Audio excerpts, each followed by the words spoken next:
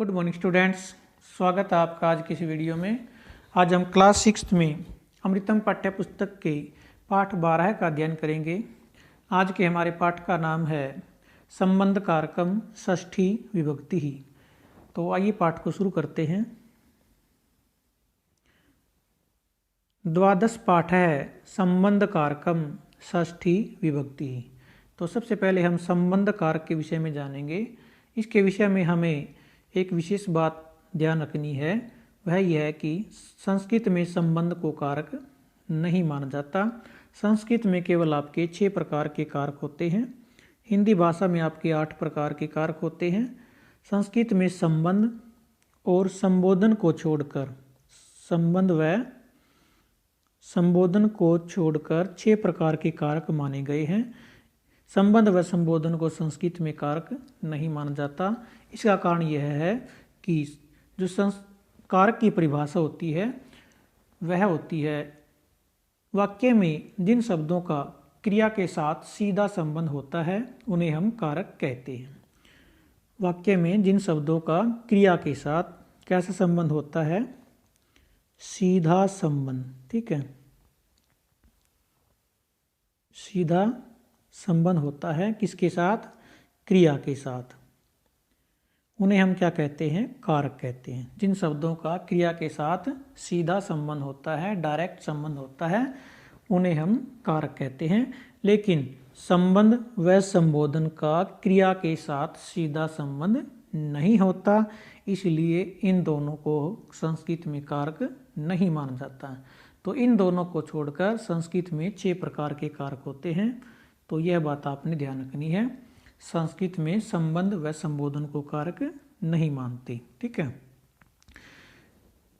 यहाँ पर संबंध में केवल 2 वस्तुओं अथवा 2 प्राणियों का आपस में संबंध पाया जाता है और इसी संबंध को दर्शाने के लिए षष्ठी विभक्ति का प्रयोग किया जाता है। जैसे राम की पुस्तक, तो हम लिखेंगे रामस्य पुस्तकम,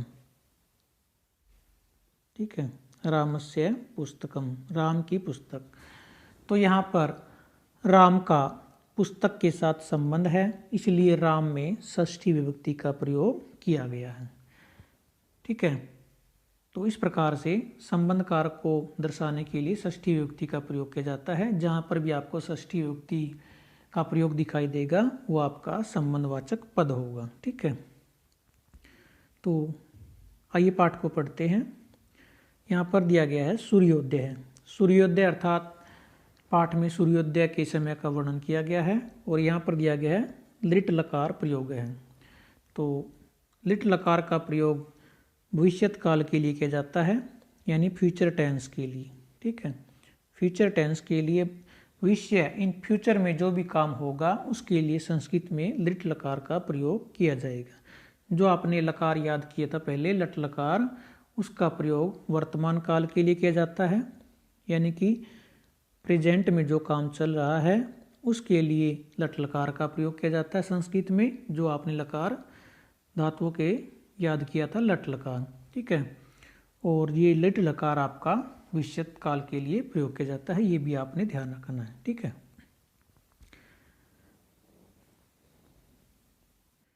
तो यहाँ पर पाठ में दिया गया है प्रातः काल है भविष्यति। प्रातः काल है अर्थात शुभ है, भविष्यति होगी।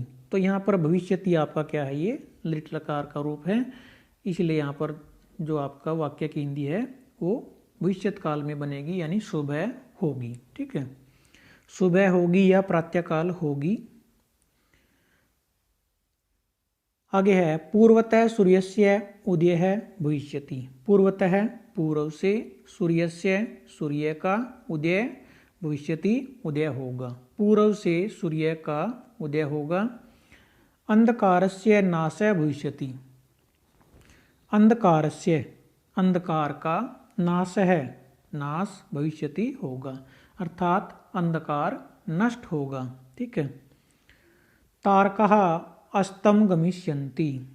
तारकः अस्तम गमिष्यन्ति। तारकः तारे,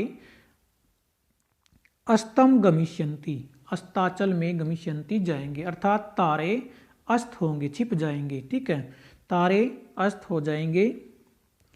खगाः आकाशे उत्पतिष्यन्ति कूजिष्यन्ति च। खगाः पक्षी, आकाशे आकाश में या आसमान में, उत्पतिष्यन्ति उड़ेंगे, कूजिष्यन्ति च और कूकेंगे। पक्षी आकाश में उड़ेंगे और कूकेंगे। आगे कहता है बालाः वृद्धाः तरुणाः च जागरिष्यन्ति। बालाः बालक, वृद्धाः बूढ़े, तरुणाः च और युवक, तरुण यानी युवक नौजवान, जागरिष्यन्ति जागेंगे, बालक बूढ़े और युवक जागेंगे। ते सव सव कर्माणि, ते सव कार्याणि कृष्यन्ति। ते वे सव अपने अपने कार्याणि कार्य कृष्यन्ति करेंगे, वे अपना अपना काम करेंगे या अपने अपने कार्य करेंगे। ठीक है।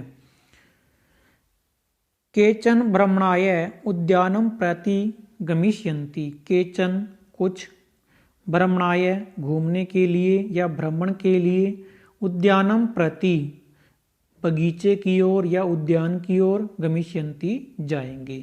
कुछ घूमने के लिए या भ्रमण के लिए बगीचे की ओर जाएंगे। महिलाः भोजनानि पक्ष्यन्ति। महिलाः महिलाएं, भोजनानि भोजन, पक्ष्यन्ति पकाएंगी। ठीक है, महिलाएं भोजन पकाएंगी। तापसः अनले यक्ष्यन्ति।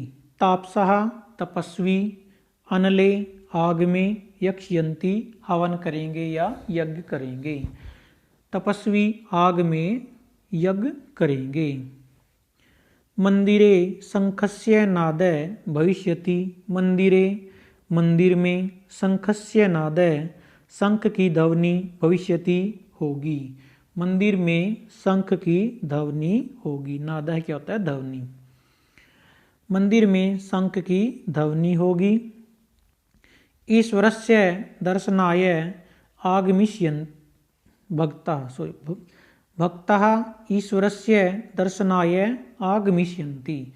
भक्ताः भक्त, ईश्वरस्य दर्शनाय ईश्वर के दर्शन के लिए, आगमिष्यन्ति आएंगे। भक्त ईश्वर के दर्शन के लिए आएंगे। सर्वत्र आनंदस्य उल्लासस्य च वातावरणं भविष्यति। सर्वत्र सब जगह है, आनंदस्य आनंद, उल्लासस्य च और हर्ष का यानी खुशी का, वातावरणं भविष्यति वातावरण होगा।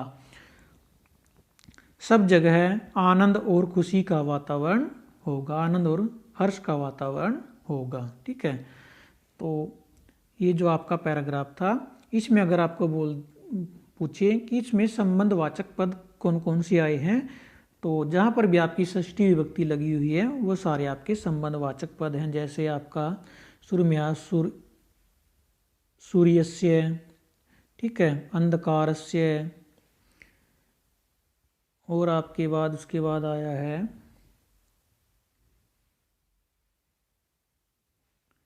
शंखस्य, ठीक है, ईश्वरस्य, आनंदस्य, उल्लासस्य, ये सारे क्या हैं? संबंधवाचक पद हैं। जहाँ पर भी आपको षष्ठी विभक्ति दिखाई देगी वो सारे क्या होंगे? आपके संबंधवाचक पद होंगे। ठीक है,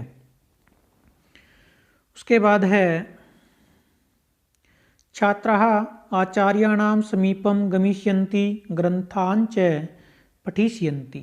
छात्राः छात्र, आचार्याणां समीपम आचार्यों के पास या अध्यापकों के पास, गमिष्यन्ति जाएंगे, ग्रंथान् च पठिष्यन्ति और ग्रंथ पढ़ेंगे। छात्र आचार्यों के पास जाएंगे और ग्रंथ पढ़ेंगे। तो इसमें आपको से पूछे कि इसमें संबंधवाचक पद क्या है, तो यहाँ पर आपका है आचार्याणाम। ये षष्ठी का बहुवचन है। ठीक है, षष्ठी विभक्ति का बहुवचन, क्योंकि आचार्य क्या है? एक नहीं है, दो नहीं है, दो से ज़्यादा है। ठीक है, बहुवचन है आचार्य का, तो षष्ठी का बहुवचन यहाँ पर प्रयोग किया गया है आचार्याणाम। जैसे फलस्य फलयो फलानाम, रामस्य आचार्यस्य आचार्यो आचार्याणाम। आगे है भ्रमरः लतानामुपरि गुञ्जीष्यन्ति पुष्पाणां रसं च पास्यन्ति।